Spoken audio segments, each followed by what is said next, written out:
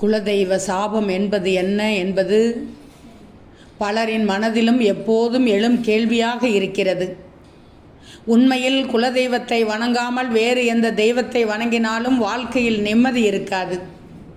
குலதெய்வ உத்தரவு இல்லை என்றால் எந்த தெய்வமும் துணை நிற்காது. நேரம் நன்றாக இருந்தாலும் சரியான நேரத்தில் தெய்வத்தின் துணை இல்லாமல் எதுவும் சரியாக நடக்காது. எந்த ஒரு நிலையிலும் இக்கட்டான சூழ்நிலையிலும் உயிர்காக்க துணை நிற்பதும் தக்க சமயத்தில் உதவக்கூடிய தெய்வம் குலதெய்வமே. பெற்றோரை கவனிக்காமல் தவிக்க விடுவது, முன்னோர்களுக்கு செய்ய வேண்டிய திதி தர்ப்பணங்கள் போன்ற சாஸ்திர சம்பிரதாயங்களை முறையாக செய்யாமல் விடுவது என குடும்பத்திற்கான கடமைகள் செய்யாமல் இருப்பதால் குடும்பத்திற்கு குலதெய்வ சாபம் ஏற்படும். குலதெய்வ சாபம் என்பது ஒருவரின் ஜாதகத்தில் தெரியுமா என்ற கேள்விக்கு ஆமாம் என்பதே பதில். சரி, ஜாதகத்தின் எந்த பாவகத்தில் எந்த கிரகம் இருந்தால் குலதெய்வ சாபம் இருப்பது தெரியும் என்பதை தெரிந்து கொள்ளுங்கள்.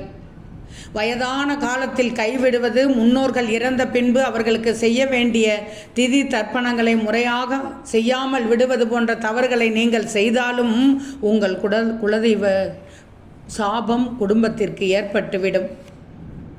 குலதெய்வ தோஷமோ அல்லது குலதெய்வ சாபம் என்பது குலதெய்வத்தை வணங்கும் வழக்கத்தை கைவிட்டவர்களுக்கும் ஏற்படும்.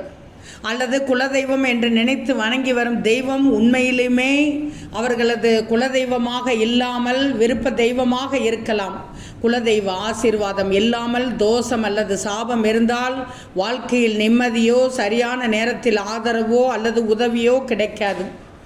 பிரச்சனை கஷ்டம் என்று வந்தால் உதவி செய்ய உறவுகள் சொந்த பந்தங்கள் யாருமே முன்வர மாட்டார்கள் என்பது கவலைக்குரிய விஷயம்தான். குலதெய்வ சாபம் இருந்தால் அதற்கு என்ன பரிகாரம் செய்யலாம் தெரியுமா?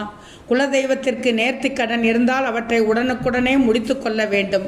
குடும்ப வழக்கப்படி குலதெய்வத்தை வணங்க வேண்டும். சகல பிரச்சனைகளிலும் இருந்தும் நிவாரணம் தரும் குலதெய்வ வழிபாட்டை சரிவர செய்து வந்தாலே நிவாரணம் கிடைக்கும். அதோடு அவரவர் குலதெய்வத்தின் தன்மைக்கு ஏற்ப பரிகாரங்கள் செய்ய வேண்டும்.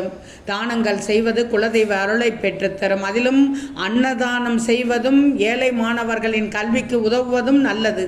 குடும்பத்தினரை மதிப்பதும் அவர்களுக்கு தேவையானவற்றை உரிய சமயத்தில் செய்வதும் பெரியவர்களை மதிப்பதும் குலதெய்வத்திற்கு செய்யும் முக்கிய பரிகாரம்.